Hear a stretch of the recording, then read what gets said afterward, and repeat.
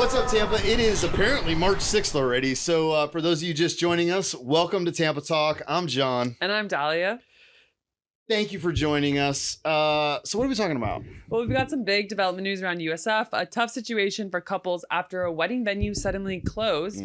The Rays are starting community conversations about their new stadium site. Starting conversations. I know, it's like 3 years down the road. And a serious international story involving several Bay Area men near Cuba. So, but first, I was thinking, we do This Week in the Work, and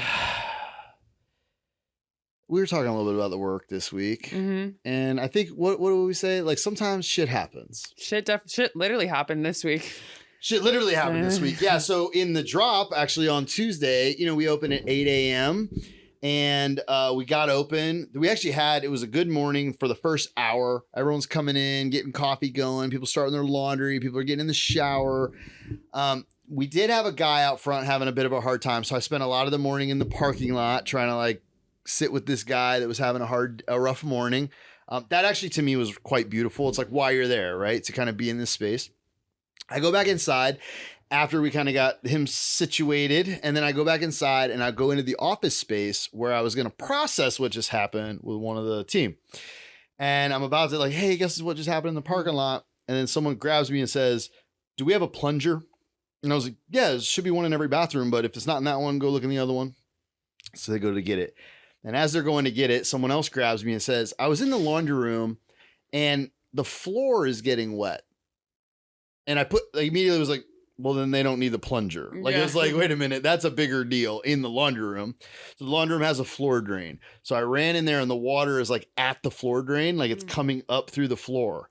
Then I went in the men's room and it's coming up through the floor. And I just thought, there's laundry machines running. There's four showers running. They're in there washing dishes. So I ran. I was like, turn all the water off. Turn all the water off. I ran back in. This is just too good. I ran back into the men's shower area, which has it's a room to itself with 3 showers in it.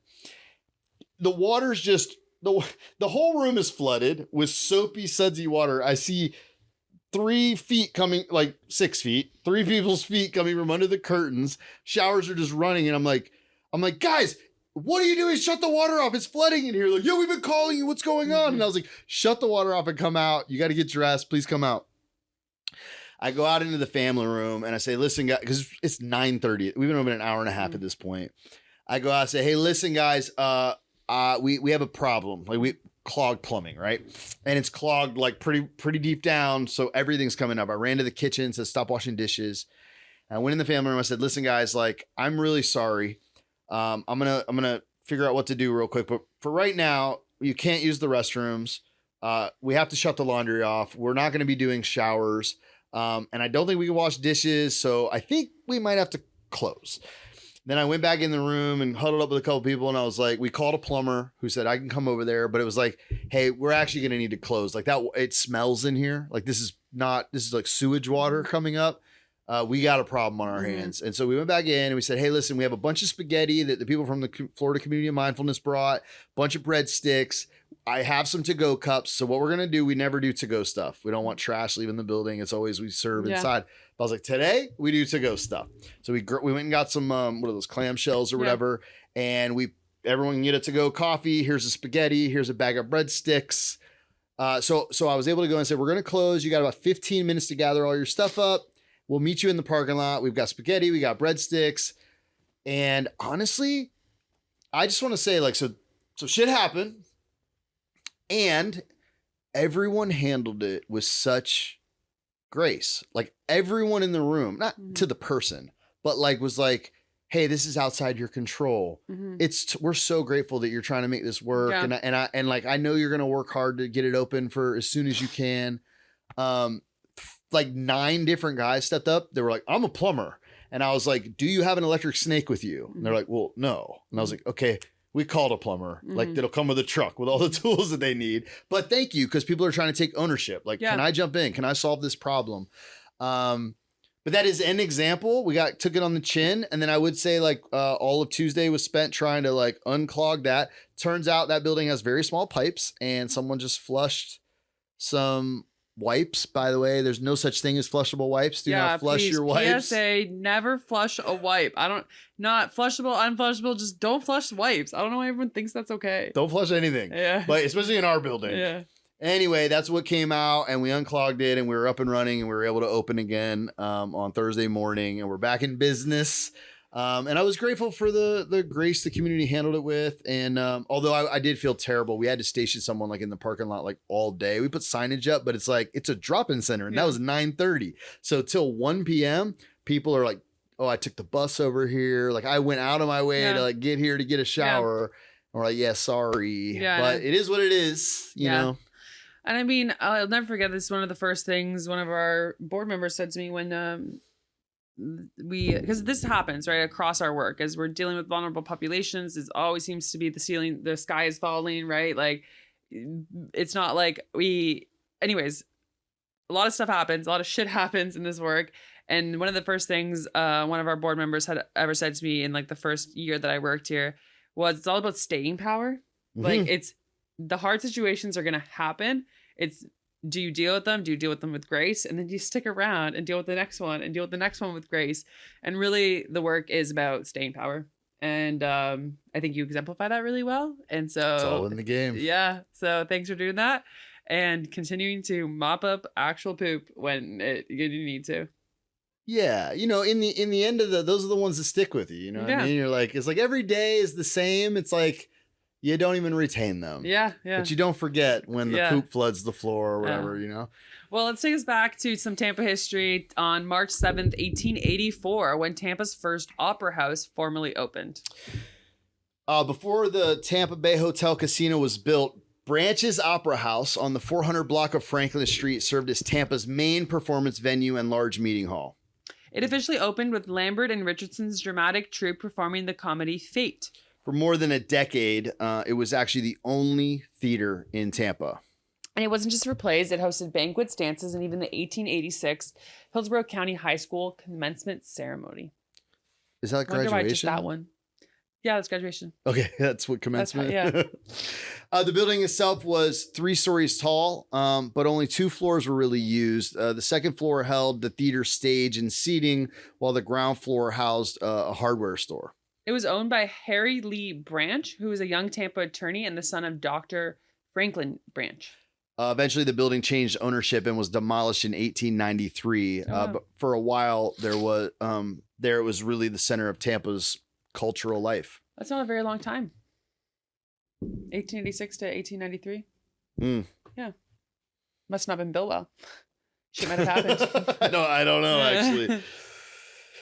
So. Let's get into some of the news. You guys may have heard of the Fletcher District investment near USF. The Hillsborough County Commissioners voted this week to invest $24 million in transportation and safety improvements around USF's planned Fletcher District redevelopment. So this is a mixed-use project that's planned for the former USF golf course just north of campus. I think that's called the Claw up there. Yeah, I don't know if it's been shut down yet, but yeah, it's the Claw. And the funding will go toward infrastructure improvements along Fletcher Avenue, including road upgrades, new turn lanes, traffic improvements, and a pedestrian bridge across Fletcher. That's which huge. Is awesome. Yeah, that's big. And you know what? That 42nd Street turnoff is awful because of all the kids that live down that way. So adding an extra lane or turning lane or that walking bridge, like that's going to make a big difference over there. And yeah, it'll help connect the campus to this new area, making it safer for students.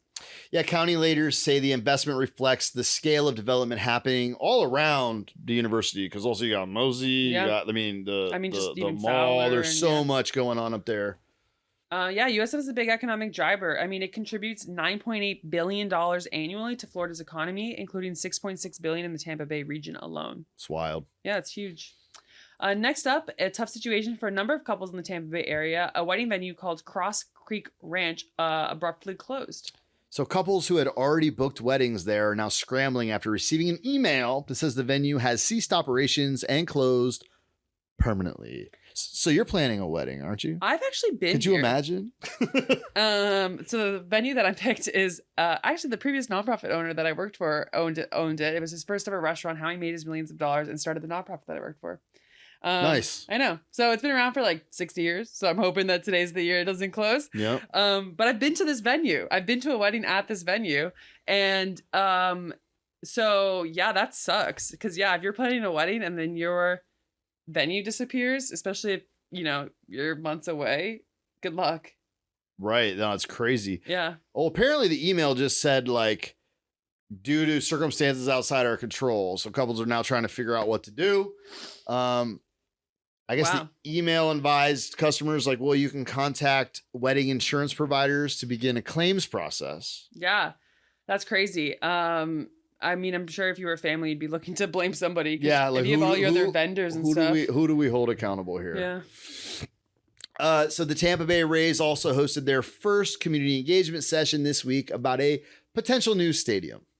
Yeah, so the proposed site is going to be at Hillsborough Community College's Dale Mabry campus. We've kind of talked about this as a potential option in the past.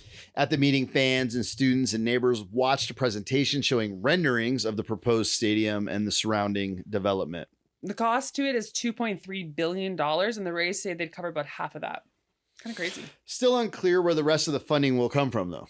Yeah, and I think a lot of this comes out of the tourism tax too. I mean, don't quote me on that, but I'm pretty sure that's why the big deal around them moving here for this season was a problem for the Trop, because they're like, then we don't get the tax benefit, and that tax benefit is how we're gonna like redevelop the Trop. But now they don't really need to worry about that if they're coming to Tampa, I guess eventually. I mean, I know in the meantime, but if you want to hear more, Tuesday, March 10th from 6:30 to 8 at Jefferson High School, a meeting's coming up, and then Wednesday, March 11th from 6:30 to 8 at the Skill Center. Skill Center is a cool place too. It's a very cool place, yeah.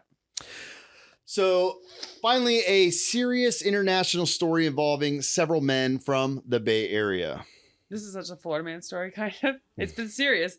So a speedboat carrying 10 people entered Cuban waters and was fired upon by the Cuban military. 4 people were, by the way, my dad used to go do this. Like just drive out to Cuba? He was like, and they had none of the equipment. They just be drunk and like, point the boat that way. Wow. They take off and try to get over to Cuba. But 4 people were killed and 6 were taken into custody. Among those killed were Michael Ortega Casanova of Tampa and another Tampa man, Leo Gomez. Gomez was injured. Correct. Not killed. Cuba's government labeled the situation a terrorist infiltration, with both Cuban and American officials say the incident is under investigation. And so both men had reportedly visited Casa de Cuba de Tampa, an organization that advocates against Cuba's government. So that's pretty serious. Wow. It's pretty dramatic, yeah. It really is.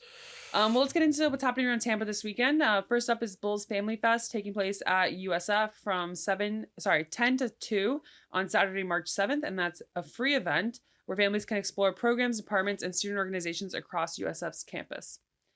And then also on Saturday is the Food Sovereign Farmers Market, which is an event put on by the Agrarian Club, student-run organization. They do a fantastic job with this. It's from 9 to 3 at the USF Botanical Gardens. Admission is also free, which I don't really believe because I think it's $5 to park at the Botanical Gardens. Is it? Yeah. So don't take it. Maybe it's free. Maybe you have to pay $5. But it's from 9 to 3 at the USF Botanical Gardens. And it's a student-run market focused on connecting people to the local food system. Expect produce, baked goods, artists, houseplants, zero waste food stops. Homegrown Hillsborough will be out there, and an event trivia hosted by Where the Food Comes From TV show host Chip Carter. And you know what? I thought about it more. It probably is free. Usually you pay at the vendors on those events, so probably is free. And then on Sunday, you can find Well-Fed Community at the Taste of South Tampa. And if you want to join us, tickets are $70.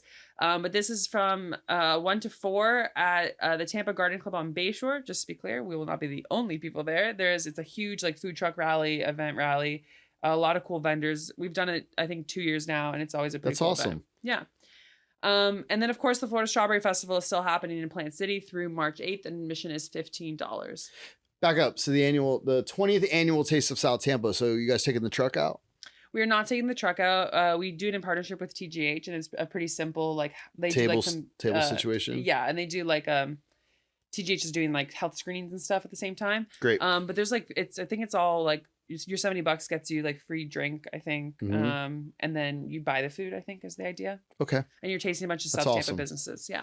Well, as always, we'll also be out in the community as we always are. This morning we will be at Harvest Hope Park with the Kinship Mobile Free Market from 10:30 to 11:30. We'll have a crew down at the Ybor Street Community Garden from 3 to 5. yeah, so please, that's what we're talking about, everyone. And so if you want to comment, rate, and share the show, you can find us at tampatalk.xyz or wordonthestreets.xyz. But thanks for joining us. And yeah, until next time. Y'all be good.